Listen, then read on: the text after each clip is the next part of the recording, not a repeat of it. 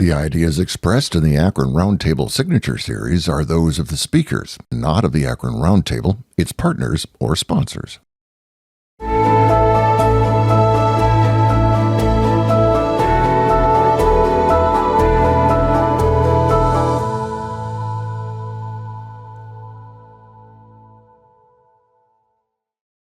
It's our privilege to welcome today's speakers, Mordecai Cargill, co-founder and creative director of Third Space Action Lab, Esther Thomas, director of Diversity, Equity, and Inclusion with the City of Akron, and Siki Zhu, director of Planning and Urban Technology from Sasaki.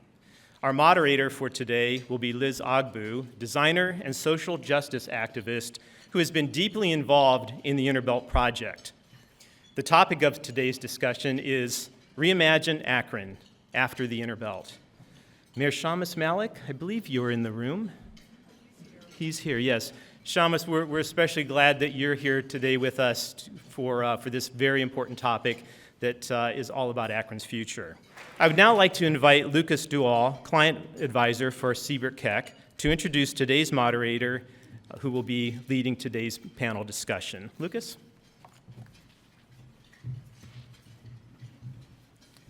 Hello, everyone. My name is Lucas Stahl, and I have the honor of working for Siebert Keck Insurance Partners. Also, I get the honor of introducing our moderator, Liz Ogbu, today. Liz is a globally recognized expert on engaging and repairing unjust urban environments, from transforming a low-income housing development on the grounds of a former plantation in Charlottesville, Virginia, to reimagining struggling public spaces trying to navigate the post-apartheid landscape of Durban, South Africa.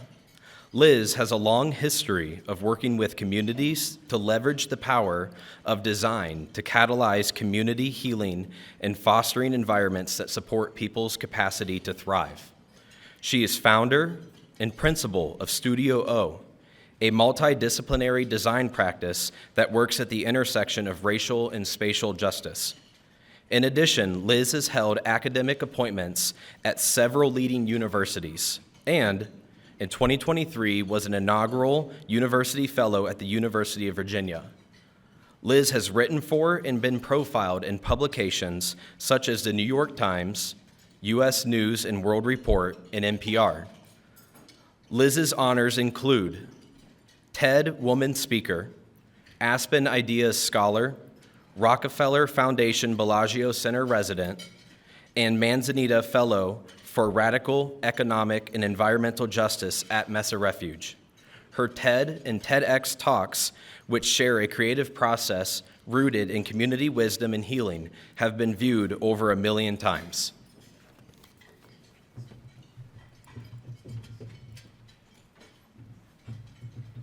Thank you, Lucas, for that introduction. And while our panelists are coming up, I just would like to thank Siebert Keck again for their sponsorship of today's program.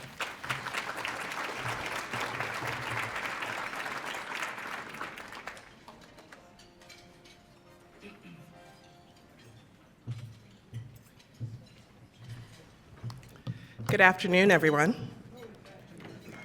That was a little quiet. Good afternoon. Good afternoon. It's okay to talk with food in your mouth. Well, it's a great pleasure to be here to speak with you today about a project that I've come to be quite passionate about, and with 3 people that I think have a lot to say about the future of this important space within Akron. Before we start, however, I think it's always important to kind of do some level setting so we're all kind of working with the same pieces of information. And for me, I first came to Akron in 2021. I had been contacted by the city about a piece of land, a highway, a northern section that had been decommissioned in 2016, and now was sitting vacant. And there were questions about what should be done with it. And they were really curious to understand, what did the community want to see? And so that launched a multi-year community visioning process that has then resulted in the current master planning process that is underway. But as I came into town and tried to understand this piece of land, I understood that sometimes we can't just ask the what, in terms of what do we do with this thing that is normally considered to be a blank slate near downtown. We actually have to ask the who. Who lived here? Who called this place home before it was a highway? And I was struck very early on in the process as I talked to a former resident, and they said that stories are sacred. They need to be held, told, and honored. And so for me, that set up a process of starting to learn, well, what were the stories that this land held, and how could we both honor that, tell it, and use it as a way to understand what might be before we go forward. So I just wanted to do a quick little travel through history to give you a sense, in case you're not familiar with what is the history of this land.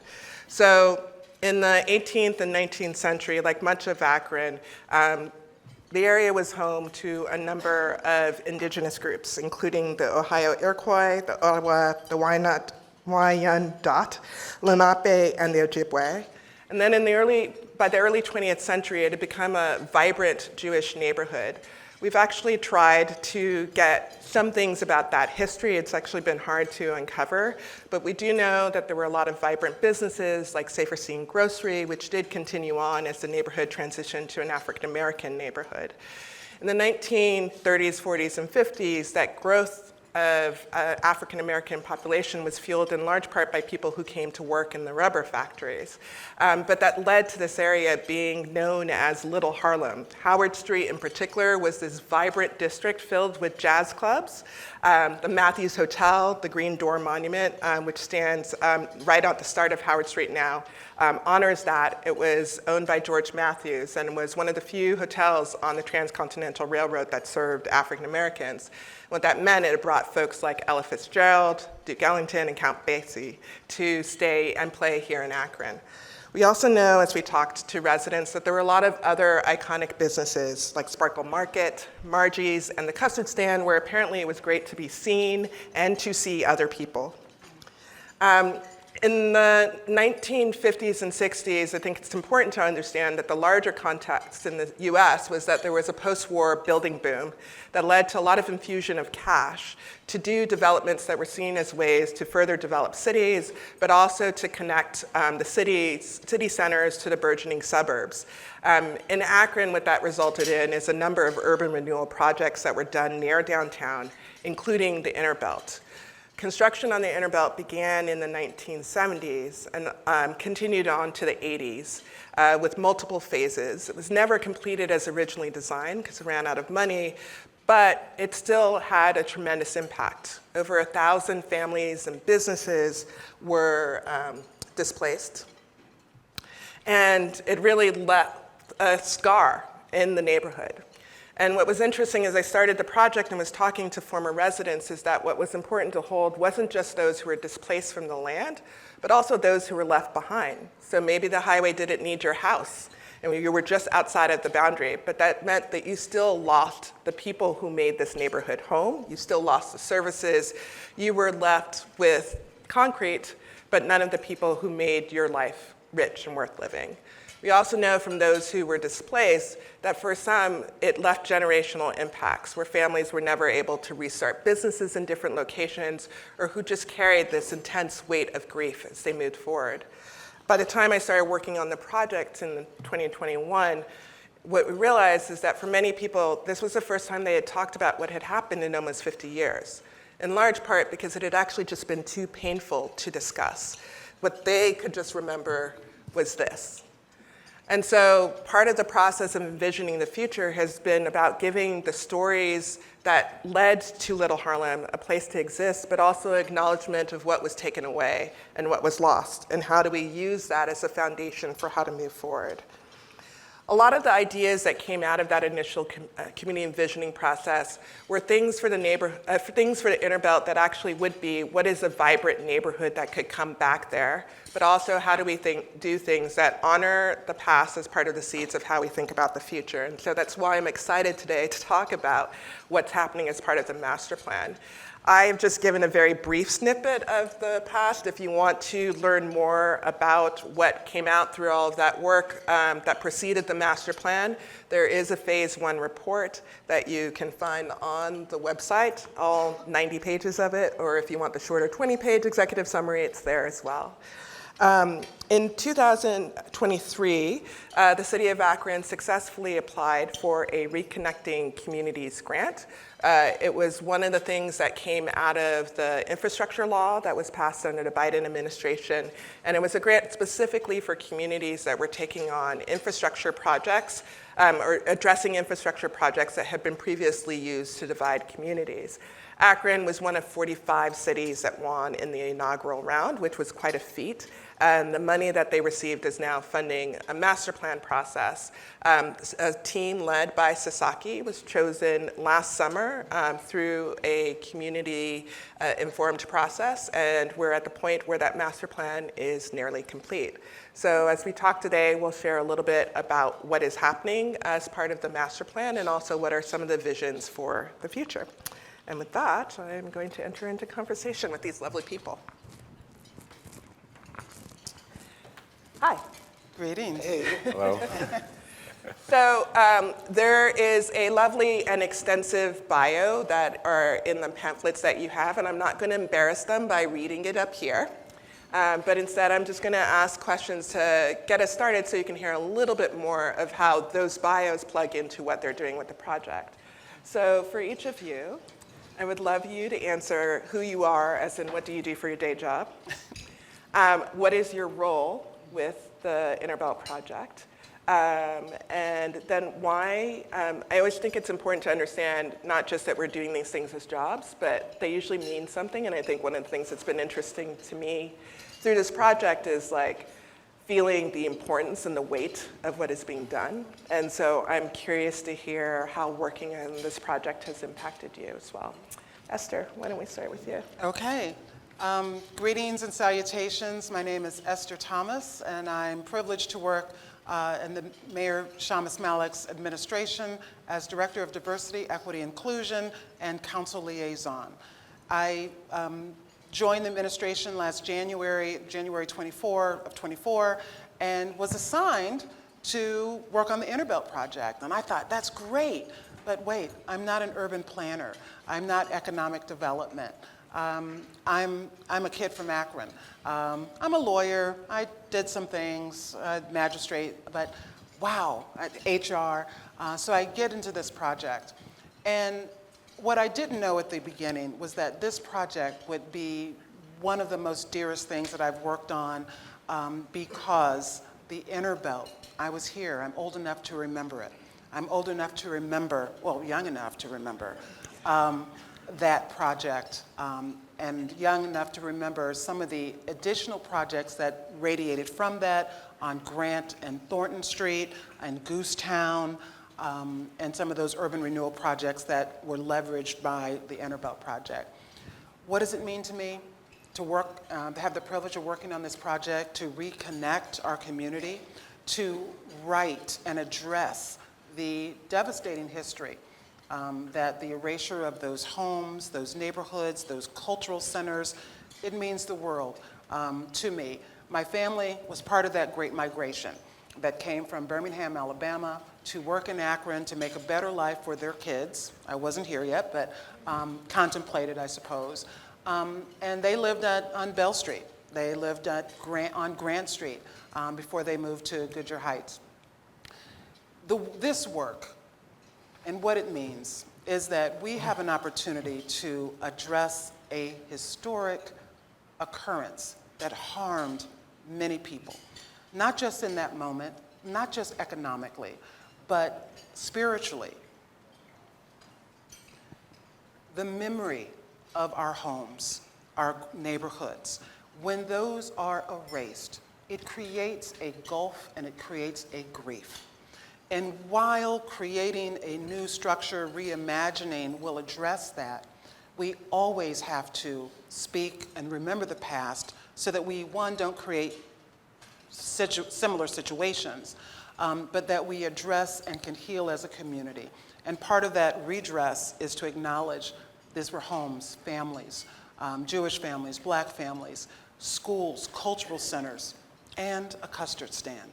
I know I feel about Strickland's, okay? Okay, the one of, you know. So this work is everything about memory, about the future, about honoring the people who came before so that we make a better, stronger Akron. Thank you. Thank you. Siki. All right. Yeah. Yes. Tough act to follow. My name is Siki. I'm an urban planner by profession, and I'm a principal at a firm called Sasaki. It's a national planning, urban design, landscape architecture, and architecture firm. I'm based in New York, and my colleagues in the firm are based out of many other places, Boston, Denver, as well. I should also say we are part of a larger team. So on this team are partners from Third Space, Mordecai, which he'll talk a little bit more about. We have WSP, which is a large national, international engineering firm, and City Architecture firm based in New York, Cleveland, among many other team members, actually. So it's a very large, complex team, and of course, the city is a big partner in all of this.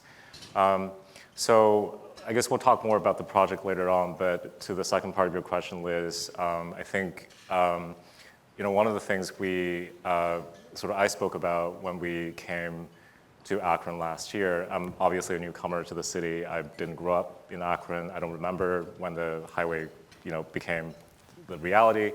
However, as a planner, you read about urban renewal and the era of the highway construction in textbooks, right? This is the stuff you learn about.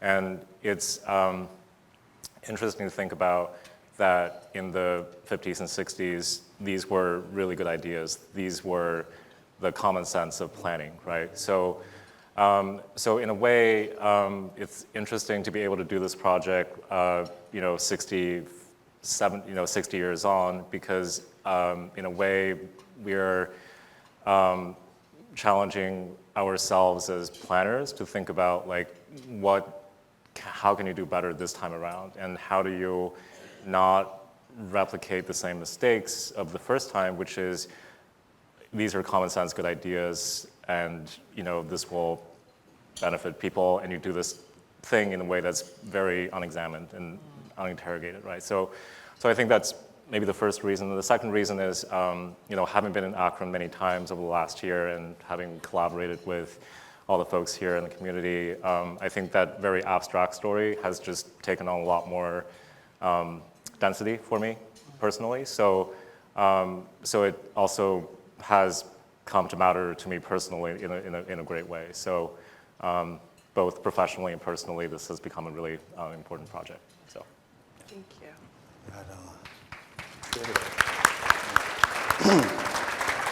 Mordecai.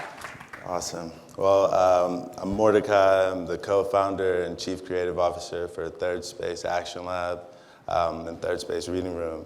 We're based in Cleveland, Ohio.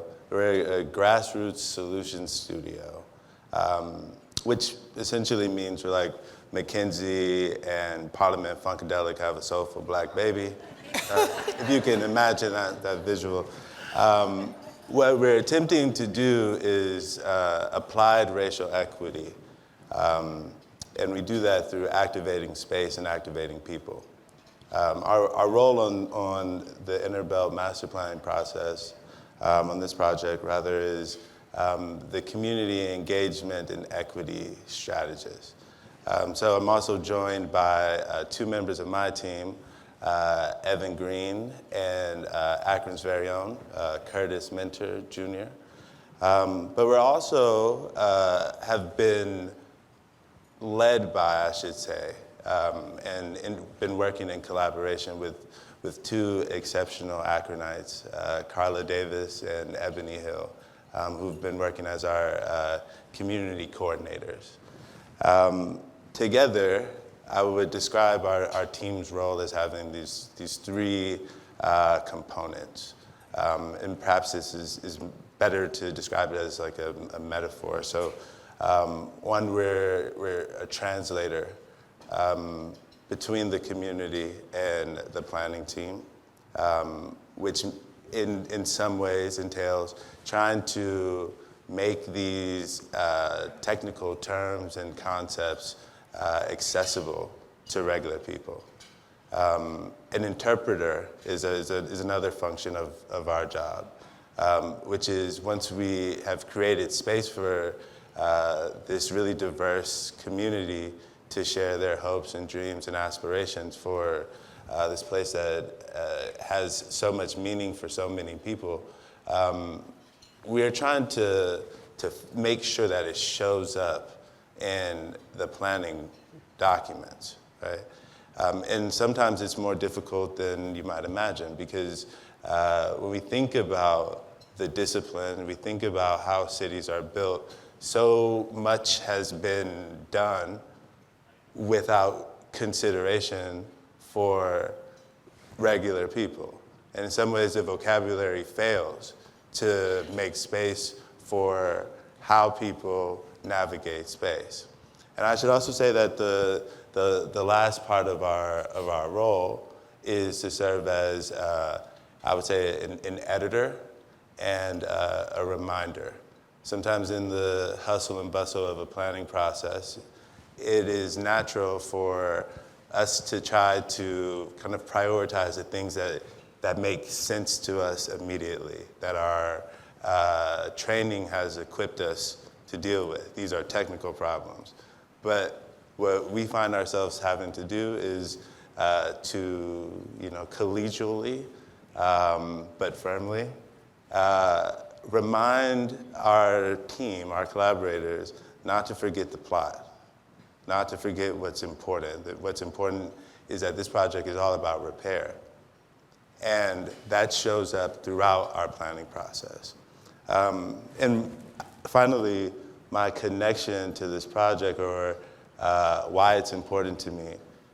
I'll just say that I started my trip to Akron on 105, on East 105th Street, which, if you may know, East 105 turns into Opportunity Corridor. I ended my travels here essentially on the Akron Interbelt. And during that trip, what was very present in my mind is the stories, the memories, the histories that have been lost to the past. These are two historically Black, once vibrant neighborhoods that no longer exist in the ways that my elders remember it to be. And so this feels like a very unique opportunity to try to push back against history repeating itself. And there's something important for us to learn in Cleveland about what we're attempting to do in Akron, and for us to do something that can get shared with the world. So, thank you.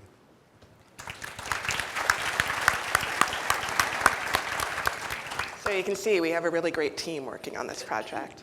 I think one of the things that was always interesting to me when I was leading the community visioning process is that I'd go in to talk to people about, what should we do with the Interbelt, and it was really hard for people to focus on just the northern section, which was the one that was decommissioned. They were like, wait, what do you mean? Aren't you talking about the entire Interbelt?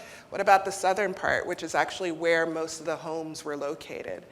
So I'm wondering, Siki, if you could help us all situate ourselves in, what are we talking about? What's the limit of the site that's for the master plan? And then also, if you could just explain where the master plan is in its Sounds process. great. Yeah, thank you. Yeah. And do this. I can just pull up a map. Which button is it? Green button. All right.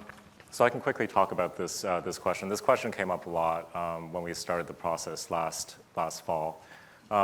So to put simply, the scope of the project is to look at the entire Interbelt, the northern section, which comes from MLK down to Exchange Street, and then the southern section, which goes from Exchange to I-76. We're looking at the Interbelt, we're looking at the land under the Interbelt, and we're also looking at the area around it. So this is not a project that is restricted to looking at what's happening to the infrastructure. So to Mordecai's point about repair, a lot of the negative impact of the highway was happening around it, to the west of the highway especially. So it's important to say that the area is actually much larger than simply what happens on the highway itself. It's probably also important to just delineate, why we mention the northern section and the southern section. The reason for that is because some of you might know the northern section has been decommissioned, right? So when you drive over Rand and Dart today, you can see there's sort of fallow concrete in the middle where the inner belt used to be. Whereas in the southern section, the inner belt is still functioning as an active roadway and is not under the city's control. So the imperative to look at the entire inner belt from north to south, as well as the area around it, really came from the community, right? So it's important, as we've heard it from the community's perspective, that we don't only address the section that the city controls, the sort of 30-ish acres that the decommissioned portion sits under. But obviously, we should also say, just given the fact that the city controls one half of it, but not the other half, these different areas would require different tactics, right? So in the northern section, we have control, we can do things more quickly. In the southern section, we need to do a vision level planning process. We need to engage with higher levels of government and then figure out how to decommission that in a gradual way. And then just to talk about where we are in the planning process. So we mentioned that we started in fall 2024. So we were here in July. That's when we were selected. And we've been going since then, going through a number of deliberate phases, right? So I think, again, echoing what Mordecai said, it was important that we didn't come with the pre-baked idea about what should happen with the inner belt, and that was very much true. We came with sort of radically open mind about what can happen here, building on Liz's work from phase one. And we moved from the stage of analyzing what's there, talking to people about their past experiences and current experiences, to a high-level ideation process that involves the community and stakeholders. And now we're in, I would say, stage 3 out of 4, which is we've come up with some very initial directions, which we're testing with the community and fleshing out. And then in fall of this year, we'll bring out a close to final version of the master plan with all of the ideas concretized and much more visible. So. Great. Just keep that there. I wonder if that is a good bridge to Mordecai. You talked about going out into the community, and so I'm curious if you could give us a little bit more specifics about some of the things, how you're doing that, and then some of the things that you and the community coordinators are hearing. Sure. So I'll start by saying that part of our work is what we describe as community collaboration. And so that describes let's call it a menu of engagement tactics, not a recipe, is important to distinguish. We're trying to deploy our playbook, and then also based off of the types of questions that we need to get answered, the types of problems that we are attempting to collaborate around. It may require us to fashion some new approaches, or research some alternatives. But at the core of what we've attempted to add into the engagement process is really to create some more spaces for a different type of interaction. And so there are these 4 big open houses where the community is receiving a whole lot of information. There's a whole lot of maps. The maps are really dope. There's a lot of information, things that you can take back with you.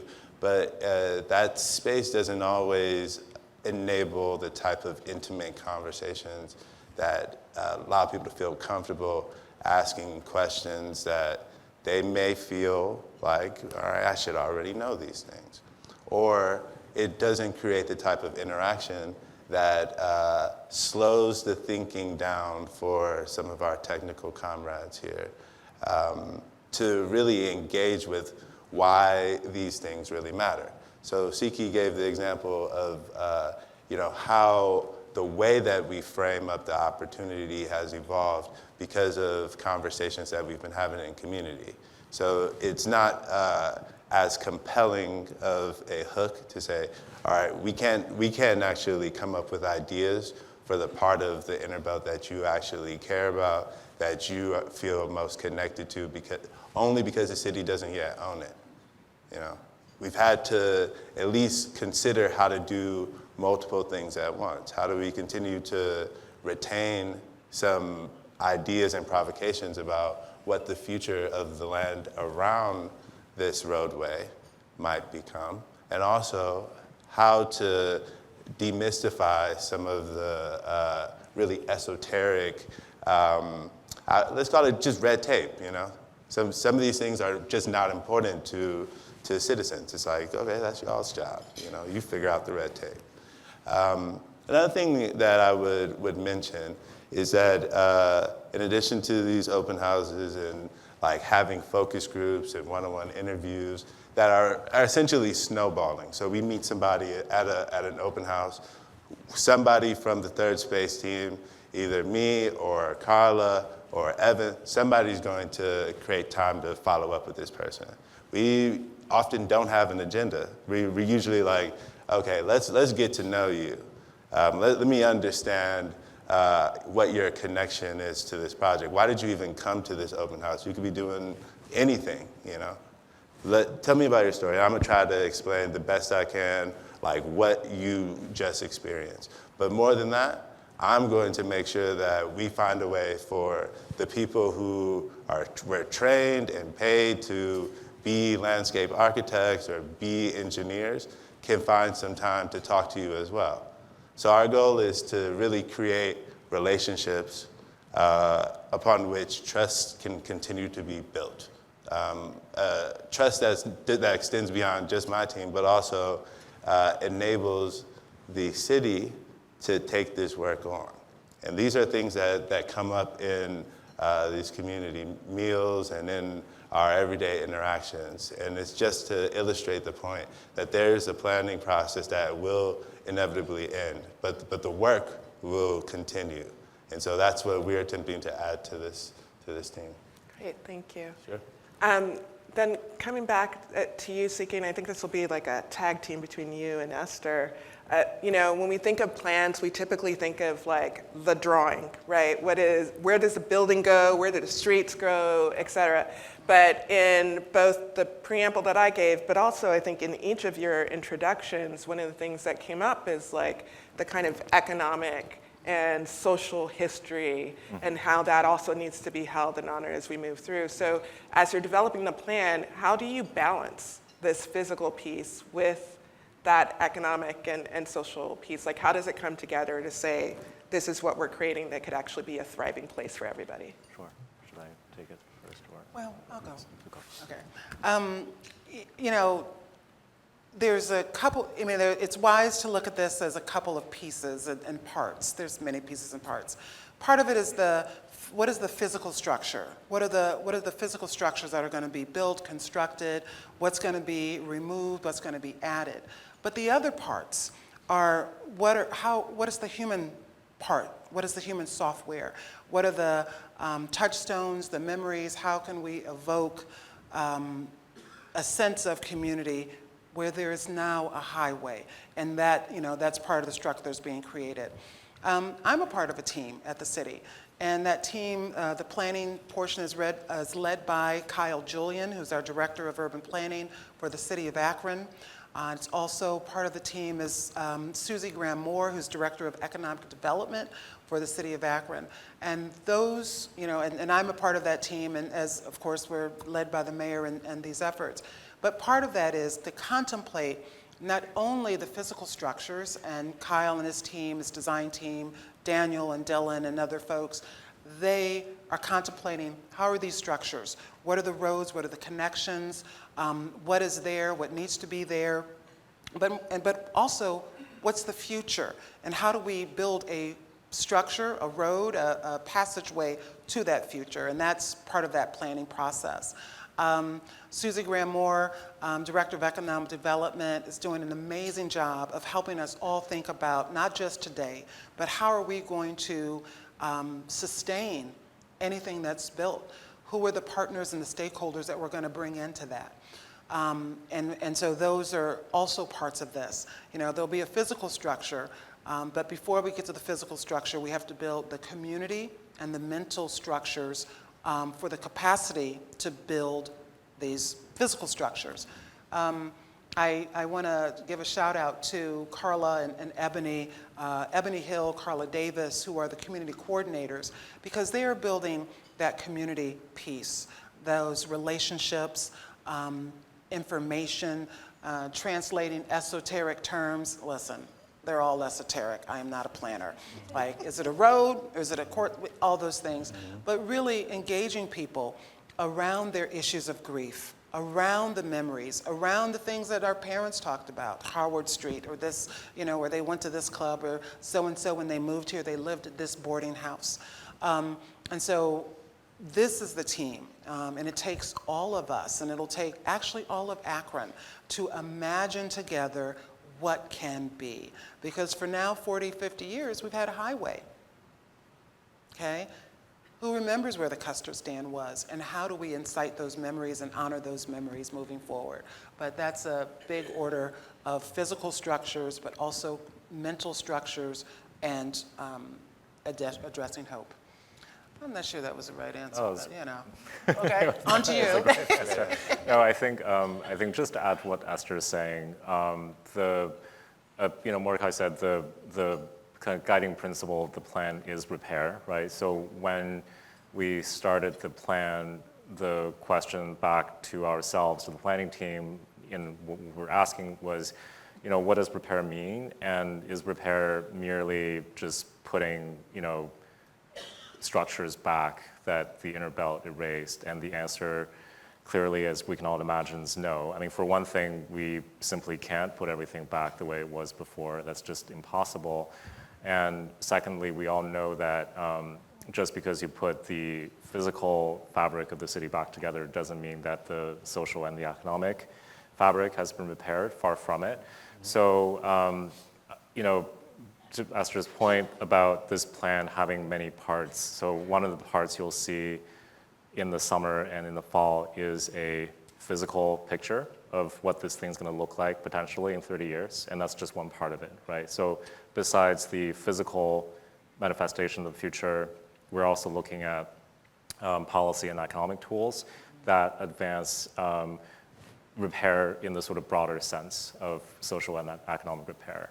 I think one final thing I should also mention is the vision, the physical plan you'll see is a kind of a picture of what this thing will look like in probably 30 years' time, right?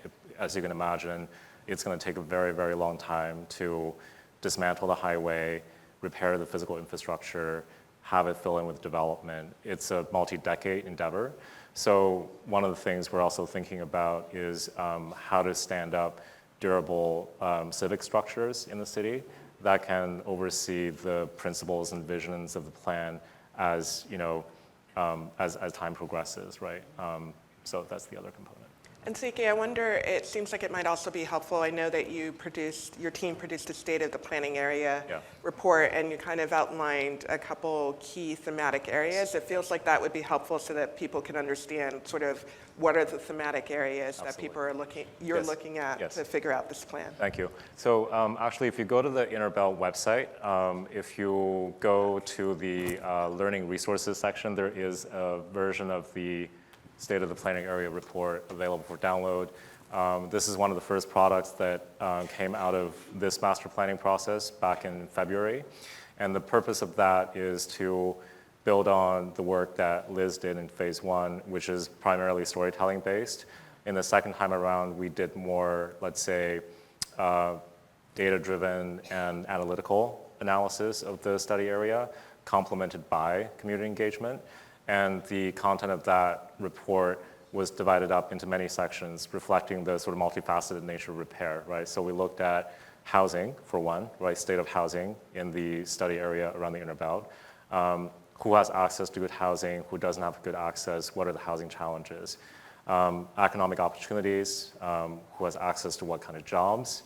The open space and environment, mobility, getting around, right? How easy is it to get around? What are some challenges and areas where it's unsafe to walk around? We also looked at history and culture, We also looked at this final topic, which is a community capacity. So all of these 6, 7 areas has come to define what we think of as repair. So in the plan that we're developing, we want to address each of these areas and come up with recommendations. So. Great, thank you.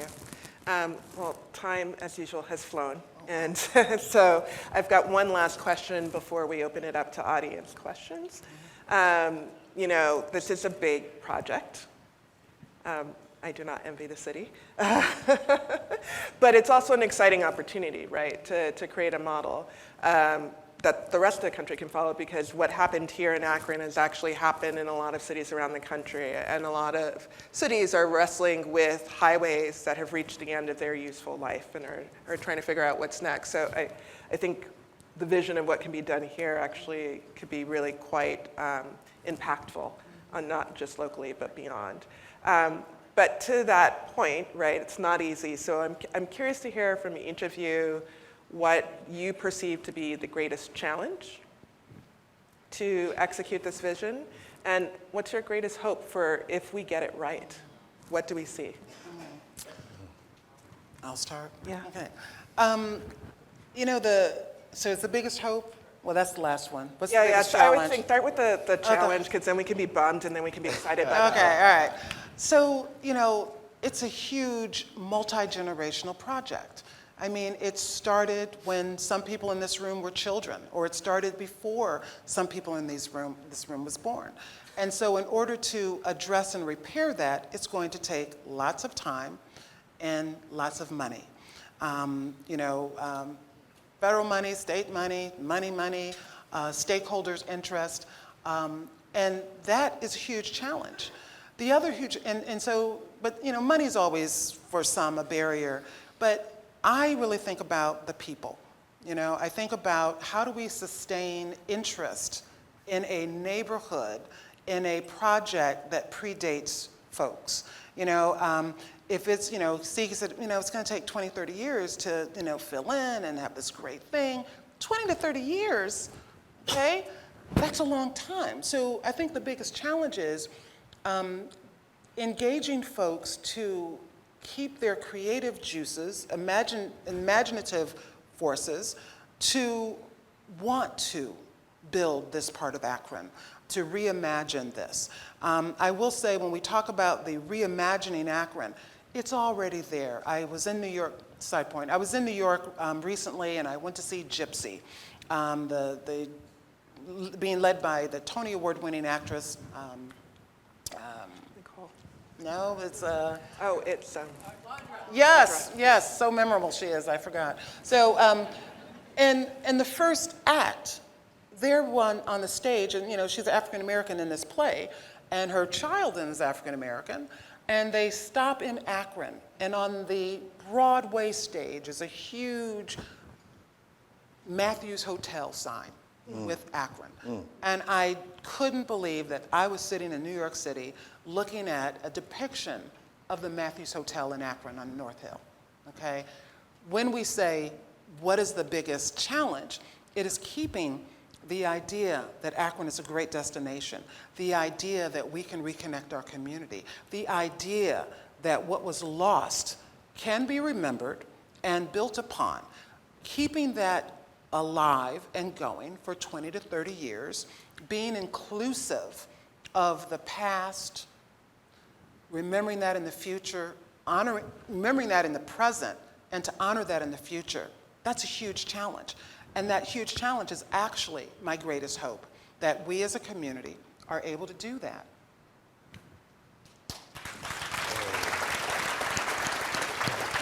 You stole my point. You can say it again. No. So I think I'm going to basically slightly rehash what Esther said. I think it's the challenge, as we've mentioned a couple of times, this is a very long-term plan, right? This is a multi-decade undertaking, and how do we come up with changes that are small enough and tractable enough and incremental enough that we can start to show something in the next few years, while keeping true to that exciting visionary future 30 years from today. Holding that balance is always, it's a challenge that it's very top of mind for us, I think. And then, given that it's 30 years or more to implement this, I think the biggest question mark for us, I think, is how do we make sure that this plan has maybe I would call like civic durability, which is this idea that it doesn't take just the city to make the plan happen. It takes the support and collaboration of the community and then all of the important organizations, businesses, civic organizations in this room and in the city to make it happen. And that is also why that is both a challenge and a hope, right? The hope is that we're here today talking and thinking about this plan important to the future of the city, and we can somehow stay together, right, outside of this room to support it in the coming years and decades. Well, since we're short on time, I think I'll just talk about hope. I feel like we should all just imagine what Akron will feel like. Imagine the vibes if and when we do this right. I think that's a compelling vision that people far and wide will buy into. And that's why I keep showing up, is that we have an opportunity to do something that hasn't been done before. Repair is what everybody keeps telling us about. So if we do this, we could actually change the course of history. Thank you. With that, I'll turn it over for any questions from the audience. Thank you. I'm Camelia Fisher. I am a board member of Akron Roundtable, and I have the pleasure of asking the questions from our audience. So I'm going to combine some of them. But a frequent question is, are you aware of other cities that have successfully executed similar projects? And if so, what did you learn from them? Who wants to? Do you want to, or I can do it? Yeah, well, you do it. Sure. We just on this team, on the Sasaki team alone, there have been the team members have worked on actually 2 or 3 of these similar plans of reconnecting communities through historic highways at various stages of implementation, and also in very, very different contexts, I would say. WSP, Nora Anderson, who's here in this room somewhere, and the firm that she represents, they worked on the Stitch in Atlanta, which is a stretch of highway, active highway that's that's semi-underground. And the proposal, and I believe that's underway, is to essentially deck over the whole thing and paying for that expensive infrastructure with incremental real estate value around it. So that's one way of doing this in a particular context, in a particular kind of place. One of my partners at Sasaki, 10 years ago, before any of this Biden, sort of inspiration came about, did a conceptual proposal for decking over the Brooklyn-Queens Expressway in northern Brooklyn, which is a section of the highway that, historically is the most disadvantaged in the whole city. And in that case, the image sort of percolated for many years and sort of finally found its moment, I would say, in the last few years, where it was one of the pivotal elements of a successful Reconnecting Communities application to get money from the federal government. So I would say, and maybe you, Esther, I don't know if you speak about Rondo at all, but Yes. but I think Rondo is maybe the most relevant one, but I'll let Esther speak to that. But I think the idea of the importance of engagement and building the sort of civic durability around this idea, I think Rondo best exemplified that. So thank you, Siki, for that. So in Minneapolis, St. Paul area, there's a neighborhood called Rondo. And they too had a highway just sort of go through a whole neighborhood and destroy things. And so they have applied for funds, and they've received funds in order to reconnect the community and to invest in this area. The thing about Rondo that I learned that's so important is there was one guy, you know, he's like 80 or 90 now, who every year did a Remember Rondo event, you know, a cookout, a neighborhood thing. And so he did that for 25 years before there was funding to reconnect the highway. And so when we talk about that sustained civic engagement, this one person, you know, and with others, but he wanted to keep the idea of his neighborhood, the neighborhood that he grew up in, alive. And so he had an event every year. And it took 20 years for other people to, you know, align and finances and capital to become available in order to make those changes. So now Rondo hosts a conference every year for cities that have highway projects that have, or they're, you know, where they're redecking a highway, putting in a garden, or a walk, a park, or a useful use of a former highway. They now host a national convention to do that. And Kyle Jillian, our Director of Urban Planning, the City of Akron, and I presented at that last fall. And the learning is, Siki's right, continued and ongoing civic engagement, remembering the place that was, and bringing that, making it relevant today will lead to a future where even more people can partake in it. I'll also add that if you go to the website and get the Phase 1 report, there are a bunch of precedents in there from projects in other cities that have aspects related to Akron. So you can use that to also look at what has been done in other places. Thank you. The next question is, the Interbelt project clearly makes sense. What is the main obstacle, and what is your proposed solution? Wow. Which obstacle do you want to Yeah. Yeah. So there are many obstacles, right? Both, if you look at just the physical condition of the decommissioned section, you can probably imagine what it would take to unlock the potential of that land. To start with, there's a lot of highway infrastructure that is dramatically underused or not used, period.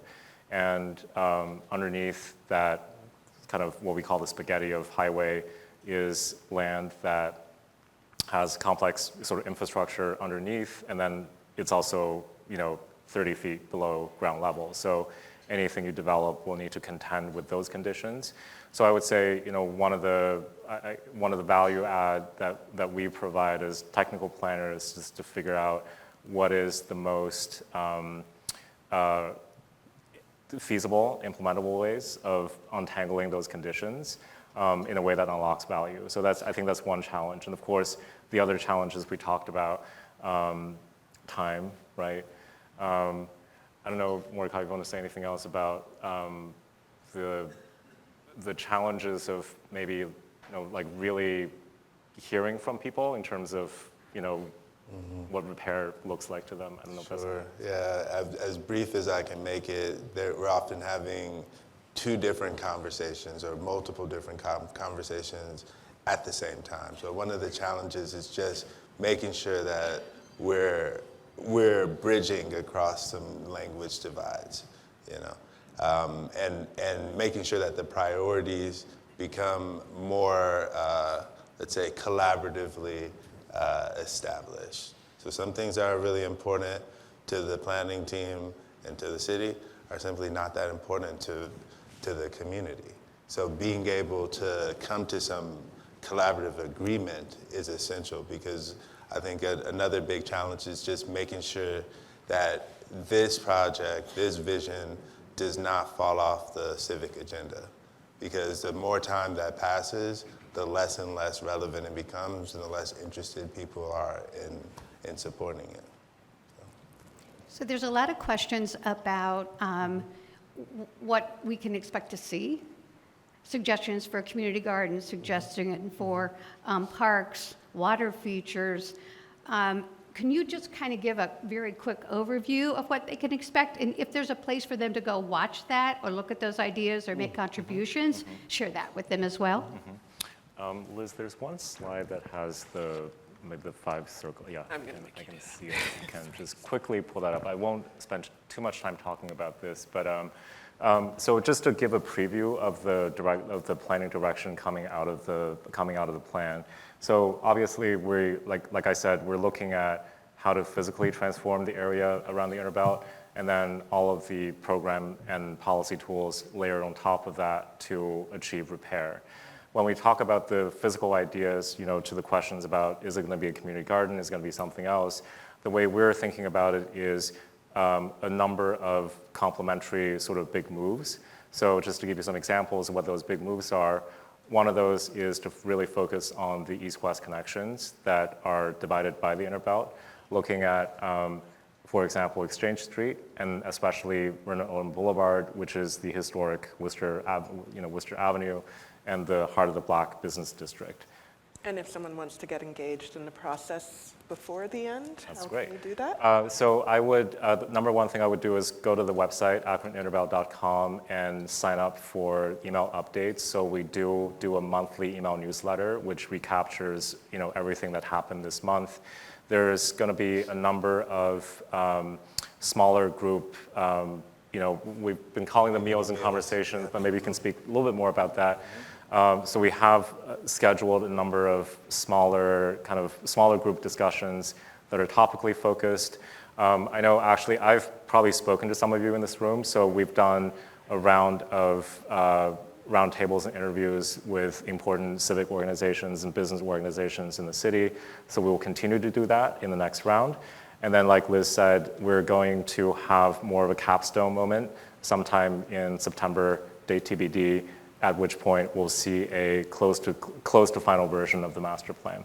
But first thing first, get yourself signed up on the email list. That's how you hear about everything that's coming out of here. This has been a production of Akron Roundtable, PBS Western Reserve, the University of Akron, and IdeaStream Public Media.